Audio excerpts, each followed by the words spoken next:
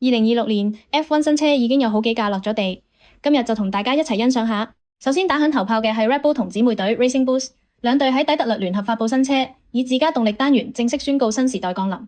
RB22造型好革新，現場震撼程度令全場瞬間意識到2026絕對唔會係平靜嘅一年。而新隊奧迪就喺柏林公開咗2026塗裝，更加早一步完成咗 shakedown，成為全場第一隊真正用2026新車落地做實測嘅車隊。德國工程加埋全新自家 PU， 意味住奧迪嘅處女賽季都唔可以睇小。傳統強隊平治都出咗 W17 模擬圖，引發咗工程圈討論。佢哋今年用咗極端入氣口、壓縮包裝、激進車身比例，好多人都覺得 W17 一出場就足以成為最大未知數之一。不過最爆炸性嘅登場，毫無疑問係 Aston Martin 同 Honda 嘅合作。